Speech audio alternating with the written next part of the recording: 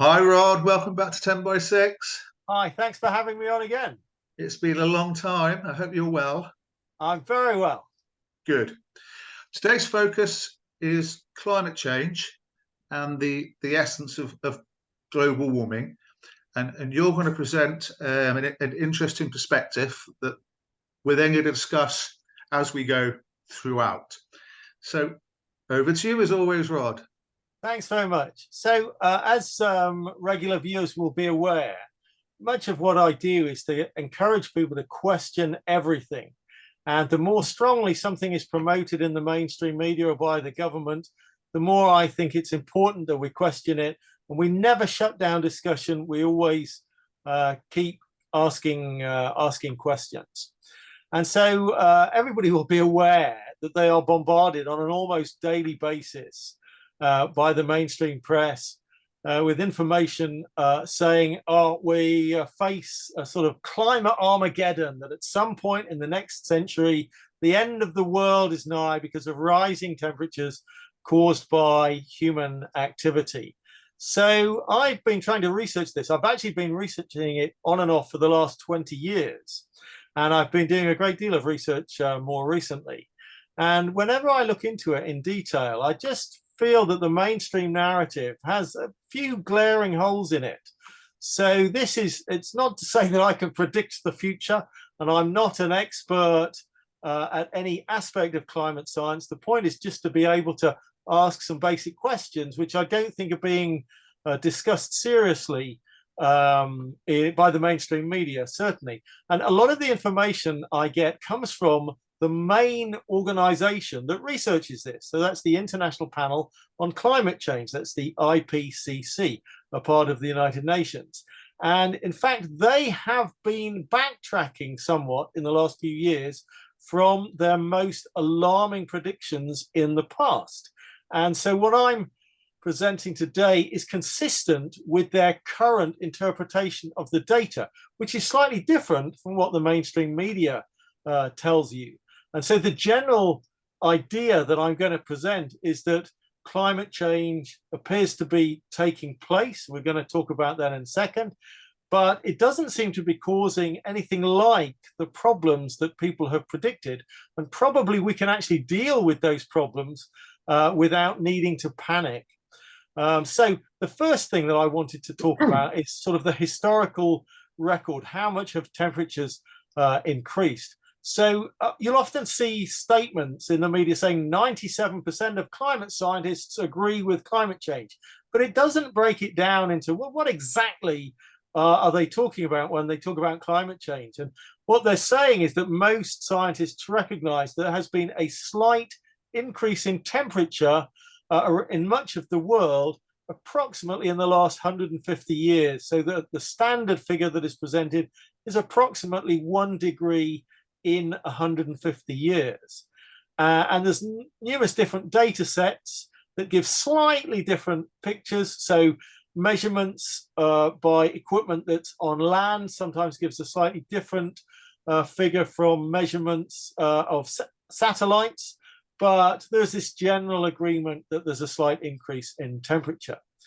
But it's important to understand that there's more uncertainty about that data than people realize, simply because of the positioning of the measuring equipment. So if you're measuring something in an area that used to be in the countryside but has since been built up, that urbanization creates a sort of heat island effect, which increases temperatures nearby. And so, for example, if you measure a temperature next to a runway where a military jet is landing, you may get brief high temperatures that don't really have anything to do with the general temperature. Simply they reflect the fact that you've got a runway and you've got a military jet landing nearby. And so a lot of the data sets are being adjusted occasionally to take into account various historical effects, but there's a lot of disagreement about the extent that they should be changed. So the data is not as certain as people tend to think it is. You know, there is a lot of uncertainty about the historical data sets. Now, the second thing that I want to talk about is how much of this change is due to human activity. And earlier on, I said you might get 97% of scientists agreeing that there's been an increase, but a far smaller number would say it's all due to human activity. If we look at the long-term record of temperature around the planet, we realize that there is huge natural variation. So the planet tends to have long periods which are ice ages, and in between the ice ages, we have a long period which is much warmer. And that has nothing to do with what we call human created global warming. That's perfectly natural. And that's very, very large temperature variations, much greater than the temperature variations we're seeing in the last 150 years. And so most scientists are honest enough to say that it is quite likely that some of the change that we might be witnessing at the moment could be due to natural causes, but nobody has any way of saying how much of the change is due to natural causes.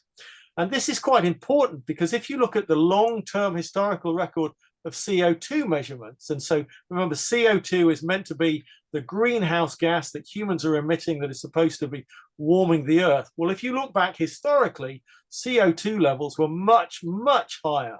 And in fact, the period we're measuring from 150 years ago is considered by most researchers to be a sort of historical low point.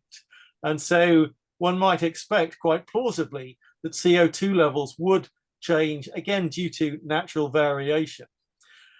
So I think that's the first part of the presentation. So I think that's a good time to open up to Q&A just relating to that, those first 2 points of what we've seen in the last 150 years and about the extent to which that may or may not be caused by human activity.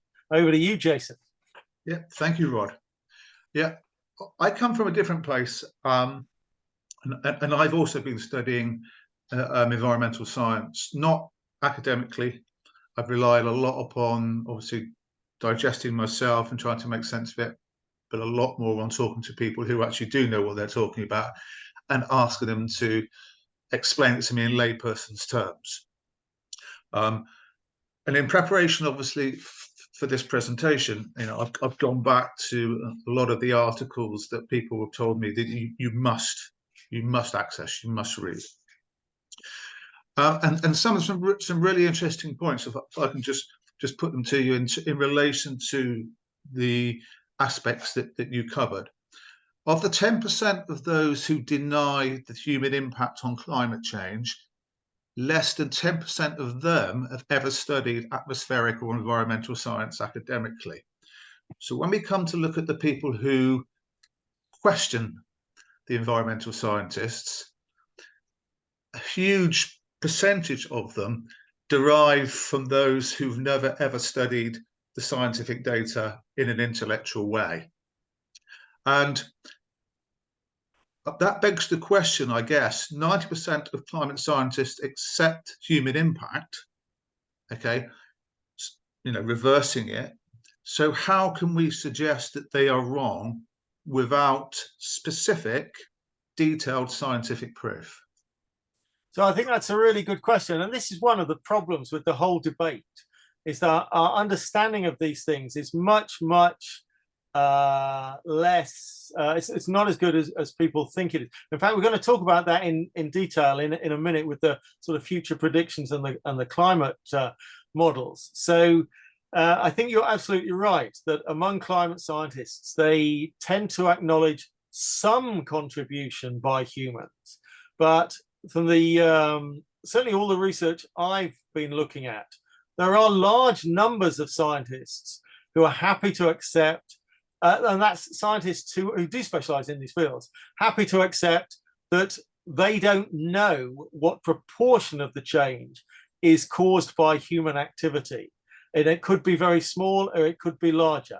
But the problem is we have no real way of separating out what is caused by human activity and what is caused by natural variation. But interestingly, when I looked in detail at that specific aspect, they would agree with you that up until the 1950s, it is much more difficult to determine historically the role of humanity in global warming. But they say that since 1950s, and they've accounted for bias much more resolutely, and they have, because their technology has been much more sophisticated decade on decade, that they argue now that the human aspect of it is almost absolute. No statistician can ever say that it's absolute, but they say looking at all the markers, all the factors, all the indices, the role of humanity is almost absolute. So there's an interesting thing about the discussion. So if you go to, there's lots of websites all over the internet where they'll say, and these are the standard arguments put forward by, and they'll tend to use the term climate deniers, but sometimes climate skeptics and so on. And this is how to debunk each of their arguments. But then there's another website which says exactly the opposite and says for each argument that those people are putting forward, these are the ways to debunk in the opposite direction. And I think the problem is even scientists who are expert in their fields are tending to say that our understanding, our ability to separate out the different factors is much greater than it really is, because our understanding of the science is still just scratching the surface. And why don't we come back to this when I talk about the future predictions and the climate models? Just something just again as well. One of what the scientists will respond to when people say, "Oh, but it's only risen by 1% centigrade or 2.2% Fahrenheit," is that 90% of all the heat is being trapped in the oceans, and therefore, the quote is, temperatures will be a lot higher, but oceans have absorbed 90% of the heat trapped by greenhouse gases. So in other words, we're being protected from global warming at the moment by the oceans, but the oceans, because they're absorbing the heat, is having a dramatic effect upon aqua life across the board. And also the argument is that the process by which the global warming is taking place means that when we turn to mathematical and computer models to predict, you are right, we can only go on the data that currently exists. But the major problem is that if we ignore those predictions, or we ignore even half of those predictions, the escalation of the problem will become greater and greater and greater, and the oceans will no longer be able to cope with that absorption. Therefore, the heat will have to go somewhere else. So that's an interesting set of arguments, and there's like 1,001 variations of these sort of complex arguments, but they all sound really plausible in theory. But in fact, people do not know for sure about the mechanisms that are operating. And so again, this all ties back in with the modeling aspect of things, about how well or how poorly we understand the way the climate actually works. And what a lot of the people who are making the predictions don't want to engage with is the fact that the role of undersea volcanoes, the role of the sun, the role of the various movements of the sea, the role of the center of the earth as this great big ball of hot energy. We're only just scraping the surface of understanding these things. And so there are lots of kind of plausible logical mechanisms that A does B does C, which all make sense, but we don't know if it's true or not. And no, you're absolutely right, Rod. But then the argument can be reversed to say that those people who are challenging the data also don't have the capacity to justify their conclusions. So it goes back to what you were saying at the beginning. It really is only about us questioning in the Socratic method in order to try and get the answers eventually. Yes, as opposed to certainties. Yes, absolutely. But it has policy implications, which we're going to come on to right at the end of the presentation. Absolutely, absolutely. And also, it is worth pointing out as well that in the Arctic, the temperature is twice as much as on land. So the 1 degree Fahrenheit is on land, but it's over 2 degrees, sorry, 1 degree centigrade, it's over 2 degrees C in the Arctic, which is having a quite significant impact, which we'll talk about later. Okay, so the next phase that I want to sort of question is about the extent to which we're seeing extreme outcomes. So, for example, people talk about floods, heat waves, droughts, and therefore famines and wildfires and so on. But again, taking the data from the IPCC, which is the central body that amalgamates all the research that's carried out in the world on these issues, what they're seeing is that let's pick a specific one to focus on today, which I've researched in some detail, and that is sea level rise. So you will probably be aware that people like Al Gore and so on in the past, when he first started talking about his hockey stick, and the idea that CO2 has risen a lot lately, and therefore we're going to see these dramatic rises in temperature. He was predicting that the sea level would rise 5 meters in 20 years, right? What we actually see is sea level rise of, I'm going to hold it there, 3 millimeters per year, okay? And that's pretty consistent over the last 150-year period. There's a possibility that there's a slight acceleration, so increasing up towards 4 millimeters per year, perhaps a little bit in the future. But still, what we're talking about in 100 years is sea level rise of 1 foot. Okay, now remember, in many parts of the world, the natural tide is many meters. So what we're saying is that within 100 years, the high tide mark in some locations will be a foot higher, and that might cause some problems in some locations. But it's not as if this is happening overnight, okay? This is a very gradual process. Most countries will be able to deal with it. There could be a few issues in some places.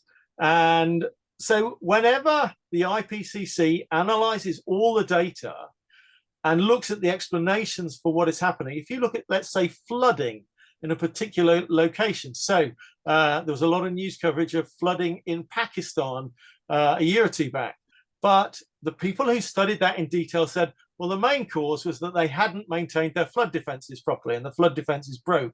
So in fact, very consistently with flooding, it's about land management. It isn't that they're getting massively more rainfall than they've had over the last 150 years. There are records once in a blue moon where a record is being broken. But in fact, you would expect over time, because our data set is only 150 years long in most locations, and often it's much less in many locations, that we are going to get records broken each year. But that doesn't necessarily mean that it's a sign that the climate has necessarily changed. It's simply the nature of the way records will be broken over time. If you look at things like famine, then actually, although the evidence from the IPCC is that we're getting slightly longer heat waves, that's the one area where the IPCC is saying we have significant evidence to suggest that there is a change. So they get slightly longer heat waves, not more intense heat waves, strangely enough.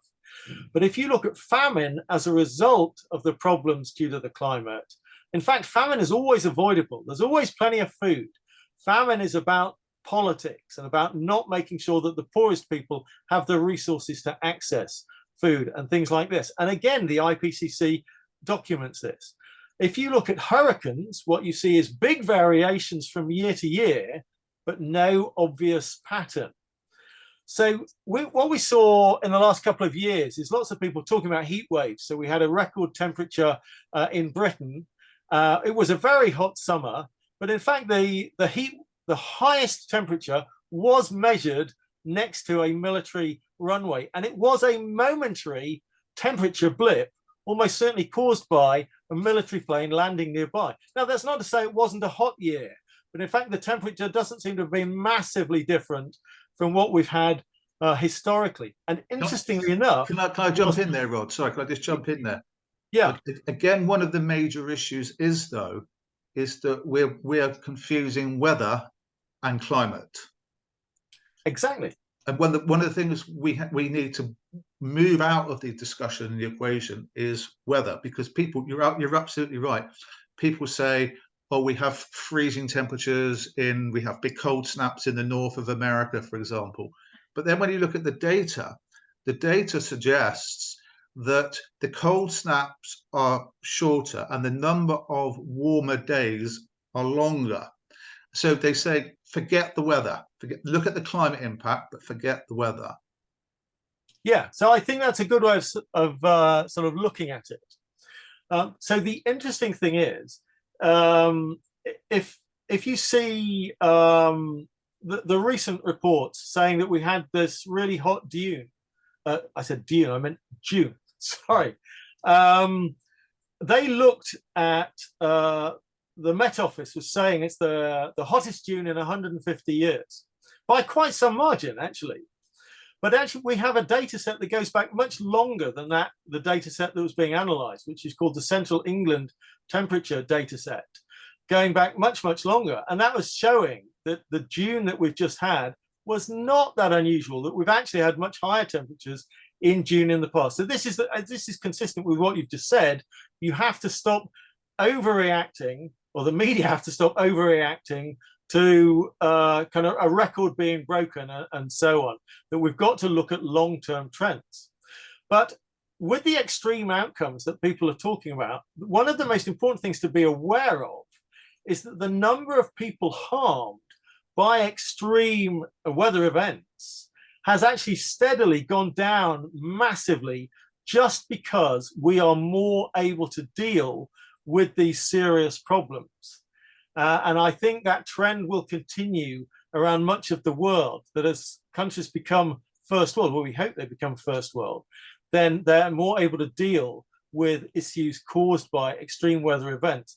So the IPCC data is shown quite clearly we're not yet seeing serious problems due to extreme outcomes, due to whatever changes might be taking place in the climate.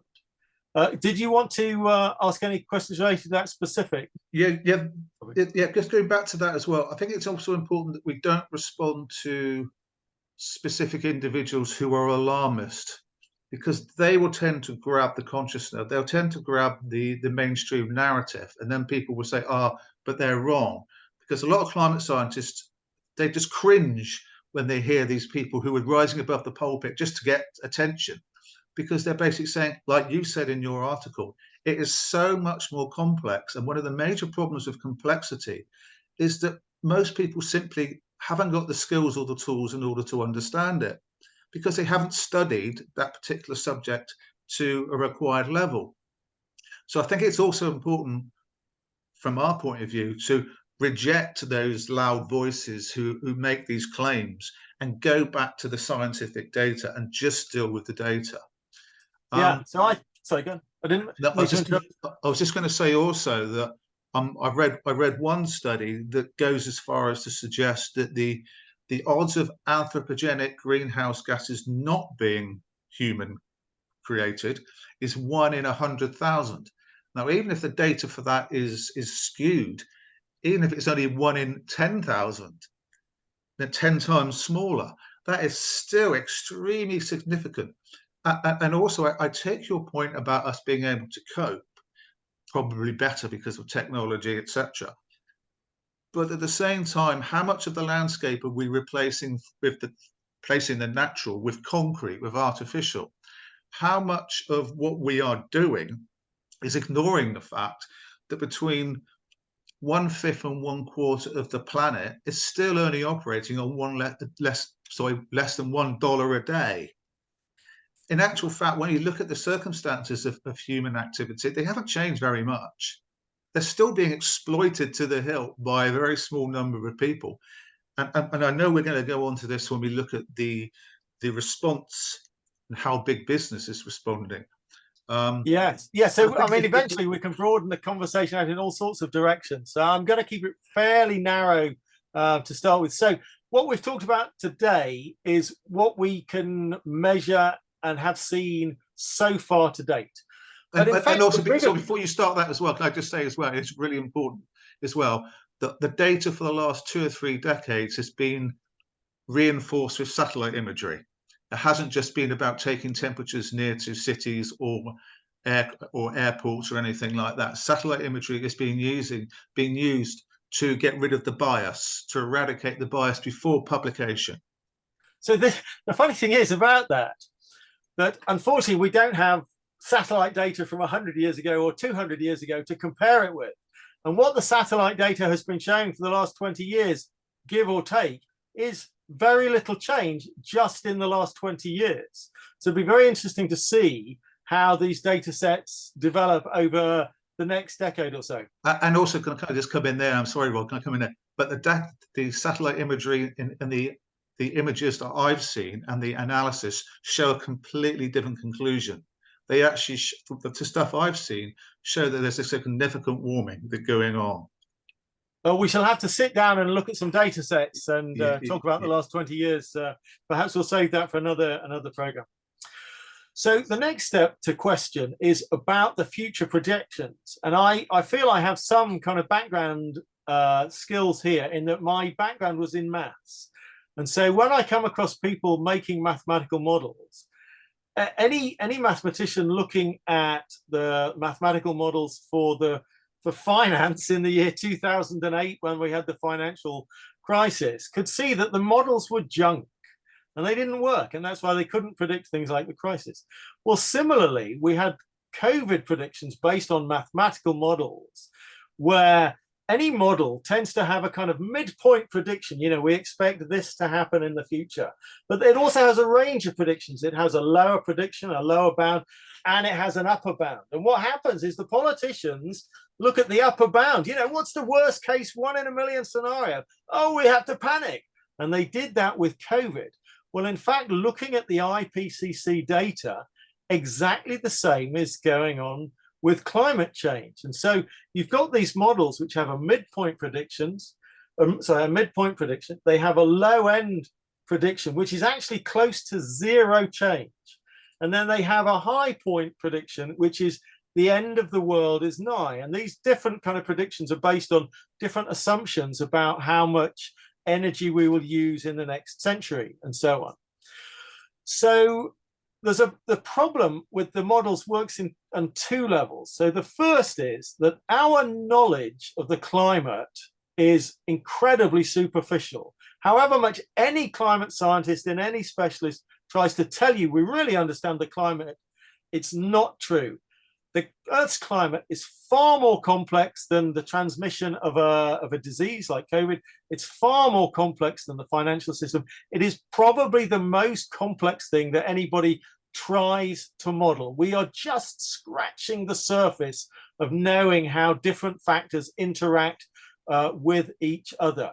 And so somebody suggested what climate modelists do is they make an estimate with a wide range of potential error. That's what an ordinary person would call a guess. So there are just so many factors that we should be including in these models that we don't know how to include them in the models, because we don't know we really don't understand the science of how the climate works nearly as well as some of the scientists would claim. So that's one of the things that's a problem with the model. But the other is that they have a wide range of predictions. And what we were talking about earlier was sea level rise. So if you look at the midpoint projections over the last 20 years, and you look at the lower bound predictions, sea level rise approximately is halfway between the midpoint projections and the lower bound. Okay, it is this very, very slow gradual increase in sea level. So the models that are predicting these worst case scenarios that are very, very high, none of the real world evidence from the last 20 years is consistent with those kind of climate Armageddon scenarios. And this is where I was saying the IPCC is backtracking on its original predictions. It used to say each of these possible scenarios is equally likely, not quite equally likely, but you know, it took each of them just as seriously. It is now starting to say these worst case scenarios, they are probably not realistic scenarios.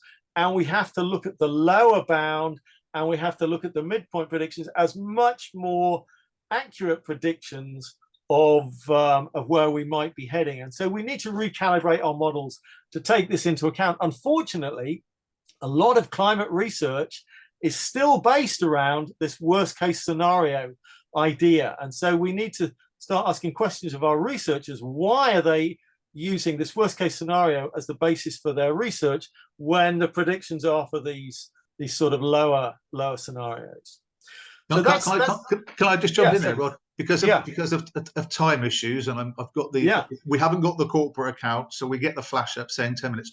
So can we separate the discussion of our response in terms of renewables into a separate program, which we'll do straight after? Yeah, we'll do that later. So, and so therefore, we'll stop here on future projections and just have a brief discussion, if that's okay, and then we'll add that bit on, so to speak. Interestingly, in terms of our projections, you're absolutely right. And I think one of the major problems with the UN is that they're asked by all these different countries to give projections across a whole range in order for different countries to be able to respond in different ways. But also, like you say, in terms of worst case scenarios, in terms of the best case scenarios, in terms of about 30 things in between. So it's very difficult to track their specific data, and you're absolutely right in terms of modeling. Anyway, we don't know what the future holds. You know, we don't know how biochemistry, we don't know how environmental science, we don't know how physics, mathematics, all of them coming together to create certainties. It doesn't happen until it actually happens, but we can't make the predictions. But interestingly, some data that is very much at the front end of all this is that we've now found, because of the carbon release when we dig up fossil fuels, the carbon release from the sea, the carbon release because unfortunately so many people are cutting down bloody trees in the Amazon, and you can tell when you cut the trees, you can tell in terms of the carbon release and the rings, etc. I'm not an environmental scientist, I'm just going on what I've been told. But the CO2 levels are now at their highest for 3 million years. Now, one of the things we have to ask ourselves is, are we just responding to human activity, or human longevity, or are we talking about the sustainability of the planet? Because I think that's two different arguments. If we're just looking at how humans are going to cope with this situation, that's one argument. If we're going to cope with the sustainability of planet Earth for millions, if not billions of years going into the future, that's a completely different argument. And in terms of the footprint we leave behind, because we will become extinct eventually, because we're so hell-bent on creating it. So what will we leave behind? Will we leave behind the fact that there are millions and millions of species that would still exist if it hadn't been for us and the way in which we behave? So we need to engineer those questions as well, probably for another time. And also, the concentration of CO2 is now 100 times faster than the end of the Ice Age. Now, the Ice Age isn't that long ago, relatively speaking. You mean the increase in concentration? There's been an increase in concentration of CO2. It's 100 times faster in terms of its growth rate than the end of the Ice Age, which in itself is extremely frightening, because once the oceans can no longer capture the greenhouse gases, it has to go somewhere. That's when the predictions, the models suggest that we're going to see an explosion in the negative response. Because at the moment, go on, Rod. I was going to say there's a lot to engage with there. So, but I think when we start seeing one piece of research that says something. No, this isn't one piece of research. No, it's a collective community now who've reached this point in terms of climate scientists. I just took two statistics that they generally agree upon. Well, I'd have to look at this, because even for anything that is most agreed upon, there are researchers who say, hang on a minute, there's no way you can know about this rate of increase being 100 times blah, blah, blah, and so on. Yeah, so, they can, but I'll send you the article, because they can. They've explained exactly how they've done it scientifically for a various number of sources, whether it be from oceans, whether it be from fossil fuel mining, whether it be from cutting down trees. They put all the data together and they come up with this number in terms of. As I say, there is no certainties, so it is up to conjecture. But what I'm saying is that there is now a sort of consensus about this CO2 impact, and that once the oceans stop doing what they do, we're in for big trouble. Well, I think that's more questionable than you're suggesting. So I find that these consensuses are rarely as strong as people think. So I can't really engage with that debate, having not read that particular article. So there were two other things that I wanted to sort of engage with before coming on to that, if we have time, just for a few minutes at the end of this thing. So the first thing is that not everyone is agreed that an increase in temperature of 1 degree, so 1 degree further than we are now, is necessarily net harmful to humans or the planet. But one degree on land, 2 degrees in the caps, in the north and the south. Yeah, but not everyone is agreed that that is net harmful. And this is the point. So you can take certain obvious things. So if Russia or Canada have some of their permafrost melting, then that becomes arable land rather than land that is just unusable for any purpose. Yes, so Russia and Canada. But the major problem, Rod, I'm sorry, but the major problem here is that the ice is identified as something that reflects the heat back out into our atmosphere. So the less ice we have, the more absorption of infrared and ultraviolet rays we have, and therefore a massive increase in warming in the future. Well, perhaps, but there's lots and lots of different factors that might affect things in the future. But what I'm trying to say is that a small change in temperature is not universally agreed to be net harmful to the planet or to people. And so if you look at the evidence, say, on the Sahara about 6,000 years ago, it was much wetter than it is now. It was not a desert because it had higher rainfall in that region. If that were to happen again, that would be great. People would really like that, you see. So the idea that 1 degree C temperature is necessarily the end of the world, I don't think is supported by the evidence. And there will be benefits and there will be losers. And if you look at the number of people who die from cold in general, it's much more than the number of people who die from heat. And so a net warming would probably decrease the total death toll. So there are loads and loads of complex factors that have to be analyzed in determining what policy decisions we make. But I would come back there and say, you say that more people die from the cold than the heat. But I would also say it's the heat that creates famines. And if the temperature... But this is what I was talking about earlier. Famine is always a political problem. Yeah, but famine is also a natural problem. No. Yeah, it is because of the soil. A crop failure is a natural problem, but a famine is a political problem. There's always enough food in the world to feed everybody if we have politicians who want to make that a policy. Yeah, no, absolutely, but we don't. And so we're responding to the pragmatic status quo as opposed to what the normative of how people should behave. And at the moment, people behave in a particular way. They're not behaving in the way in which we want them to behave. So therefore, we have to respond to that because that will see the future, not the normative, which they're not doing, if you follow me. So sort of, but so there's so many different aspects of the conversation that would sort of tie in with specific topics. So if you're talking about political decisions regarding famines, I have a feeling that the fact that we are seeing the decline of the US empire may actually improve that situation enormously in the next couple